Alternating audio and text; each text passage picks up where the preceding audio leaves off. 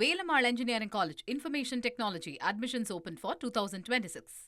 ஒவ்வொரு முடிவும் மதசார்பற்ற கொள்கையிலும் சமூக நீதியின் அடிப்படையிலும் ஒவ்வொரு அமைச்சரும் ஒவ்வொரு நிர்வாகியும் காவல்துறை நிர்வாகிகளும் ஐஏஎஸ் ஆபீசரும் நேர்மையான முடிவெடுக்கணும்னு முதலமைச்சர் வலியுறுத்தியிருக்கிறாரு. இந்த அரசு அந்த மாதிரி முடிவை தான் எடுக்கும்.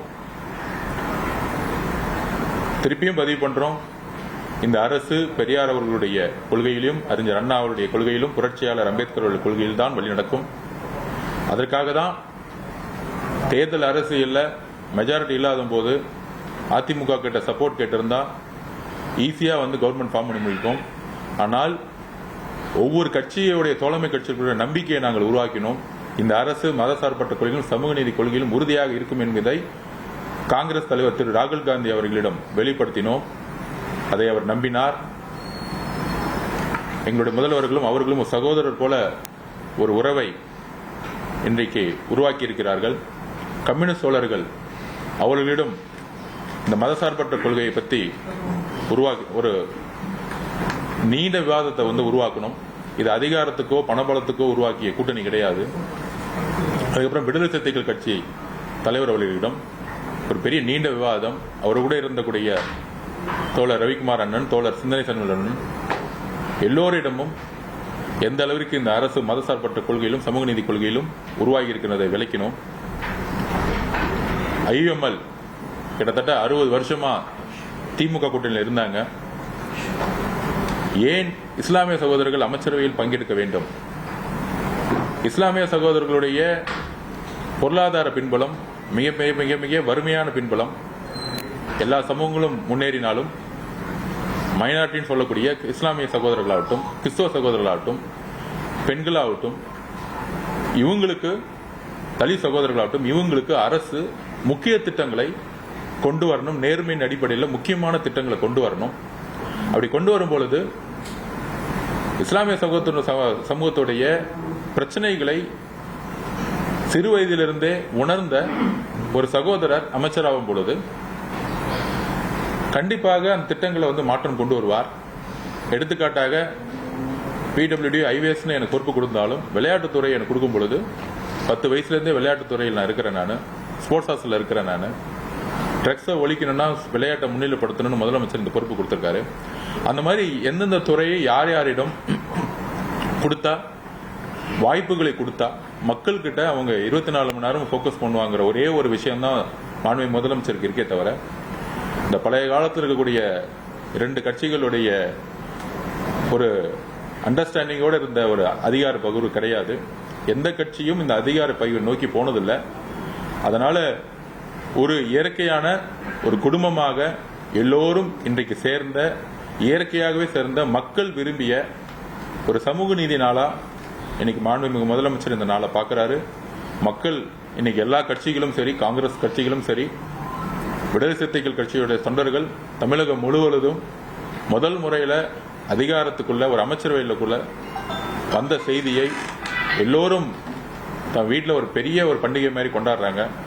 அதுல நிகழ்ச்சியான தருணம் நேற்று ஐஎம்எல் ஆபீஸ்ல திரு ஷாஜகான் அவர்கள் எல்லோரும் இஸ்லாமிய சகோதரர் கட்டி பிடிச்சு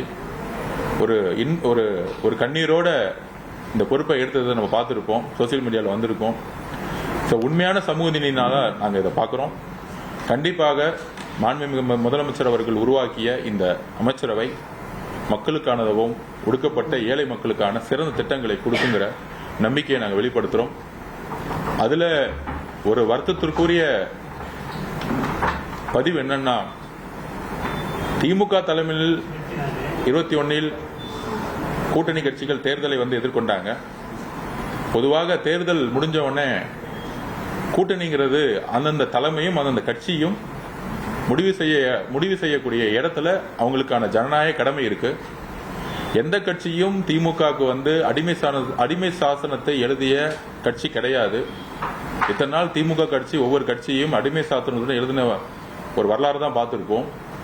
அப்படி இருக்கும் பொழுது அண்ணன் திரு ராஜா அண்ணன் ஒரு முன்னாள் ஒன்றிய அமைச்சராக இருந்தவர். அப்புறம் அவருடைய பதிவு கூட்ட அண்ணன் திருமாவளவனையும் விசிக தோழர்களையும் பார்த்து திமுக தலைவரும் திரு உதயநிதி அவர்களும் நாங்கள் ஏன் தோற்றோம் என்ற ஒரு ஆராய்ச்சி செய்யறதுக்கு 36 பேர் அப்பாயின்மெண்ட் பண்ணியிருக்காங்க. இன்னும் அவங்களுக்கு புரியல ஏன் தோத்தோன்னு. அரசியல்ல ஒரு கட்சியையும் ஒரு தலைவரை தாக்கும் பொழுது ஒரு பெண்ணுடைய உறவை அடிப்படையாக வைத்து எப்பொழுதும் ஒரு பெண்ணை நோக்கிய ஒரு விமர்சனத்தை உருவாக்கிட்டே இருப்பாங்க. அப்படி திரு ராஜா அண்ணன் அவர்கள் வாயில சொல்ல முடியாத அளவிற்கு தலித் சகோதரர்கள் மட்டுமல்ல, ஒட்டுமொத்த தமிழ்நாட்டு மக்களும் மதிக்கக்கூடிய கொள்கை தலைவராக இருக்கக்கூடிய அண்ணன் திருமாவளவன் அவர்களை பார்த்து ஒரு பதிவை பதிவு பண்ணாரு. அந்த வார்த்தையை நான் சொல்றதுக்கு தயக்கமா இருக்கு. அந்த வார்த்தைகளை விசிக தொண்டர்கள் மீதும் அண்ணன் திருமாவளவன் மீதும் பதிவு செய்ய வேண்டிய ஒரு நோக்கமே நாங்கள் கண்டிக்கத்தக்கது. எதிர்க்கட்சி அரசியலை நாங்கள் வரவேற்கிறோம். நாங்கள் செய்யக்கூடிய தவறுகளை சொல்லும் பொழுது மக்களுக்காக திட்டங்களை மாற்ற முடியும். ஆனால் தனிநபர் விமர்சனத்தையோ ஒரு கட்சியினுடைய தலைவரையோ இல்ல ஒரு கட்சியினுடைய தொண்டர்களையோ பெண்ணுடைய உறவை மையப்படுத்தி பேசுவது இது பெரியார் சொன்னதும் கிடையாது, அறிஞர் அண்ணா சொன்னது. குறிப்பாக பெரியாரும் அண்ணா அவர்களும் கற்றுக் கொடுத்த பாடம் கிடையாது. திமுக எப்பொழுதும் சொல்லும் கடமை, கண்ணியம், கட்டுப்பாடு. இன்றைக்கு திமுக கடமையும் இல்லை, கண்ணியமும் இல்லை, கட்டுப்பாடும் இல்லை. கலைஞர் அவர்களுடன் அந்த 3 கோட்பாடையும் மறந்துட்டாங்க. அதனாலதான் இந்த மாதிரி ஒரு துணை பொதுச் செயலாளர் இருக்கக்கூடியவர்கள் இந்த மாதிரி பதிவு பண்ணிட்டு இருக்காங்க. இதற்கு திமுக தலைவராக இருக்கக்கூடிய திரு மு.க. ஸ்டாலின் அவர்களுடைய விளக்கம் என்ன? ஒரு கூட்டணியில் இருக்கும் பொழுது நட்புங்கிறது கூட்டணி இது முறிவல்ல. இன்னைக்கு தமிழக மக்களுடைய பீப்புள் மேண்டேட் அதை ஜனநாயக சக்திகள் அதை நிறைவேற்றிருக்காங்க. திமுக எதிர்க்கட்சியாக செயல்படும் போது நாங்கள் அரவணைக்கிறோம். தமிழ்நாட்டில் முதல் முறையாக எங்களுடைய முதலமைச்சர் வெற்றி பெற்றவுடன் எதிரி அரசியல் செய்யாமல் திமுக தலைவர் அவர்கள் வீட்டிற்கே சென்று மரியாதை நிமித்தமாக சந்தித்தார். இந்த ஜனநாயக பண்பு தமிழக வெற்றி கழகத்திற்கும் புதிதாக தோன்றிய எங்களுக்கும் இருக்கிறது. ஆனால் 75 வருஷ கட்சின்னு சொல்லக்கூடிய திமுகவுக்கு அந்த ஜனநாயக பண்பு இல்லை. திரு அண்ணன் ராஜா அவர்களுடைய அந்த ட்வீட்டை நாங்கள் கண்டிக்கிறோம். அதற்கு பயங்கரமான மன்னிப்பு தமிழக மக்கள் மீதும் விசிக தலைவர் அண்ணன் திருமாவளவன் மீதும் அவர்கிட்ட மன்னிப்பு கேட்கணுங்கிறது எங்களுடைய கோரிக்கை. மேடம் கனிமொழி மேடம் எப்பொழுதுமே குரல் கொடுப்பாங்க. ஆனால் திமுக தன்னுடைய சக தோழராகக்கூடிய துணை பொதுச் செயலாளர்கள் பெண்ணைனுடைய உறவை வைத்து பேசக்கூடிய அந்த வார்த்தைகளுக்கு கண்டனம் தெரிவிக்கணும் நாங்கள் கேட்டுக்கிறோம். இந்த மாதிரி சொற்களை சோசியல் மீடியாலையும் ஒரு பெண்ணை நோக்கி விமர்சனம் வரும்பொழுது கண்டிப்பாக காவல்துறையை கம்ப்ளைண்ட் பண்ணும்பொழுது நடவடிக்கை எடுக்கணும்னு நாங்கள் சொல்லியிருக்கிறோம். ஏன்னா இந்த அரசை உருவாக்கியது பெண்கள். எந்த பெண்கள் மீதும் சோசியல் மீடியாலேயோ இல்ல அரசியல் ரீதியானையோ ஒரு தாக்குதல் ஏற்பட்டால் கடுமையாக சட்டம் ஒழுங்கை நிலைநாட்ட பெண்களுடைய பாதுகாப்பையும் மாண்பையும் உறுதி செய்ய நாங்கள் காவல்துறையை நாங்கள் கேட்டுக்கொண்டிருக்கிறோம்.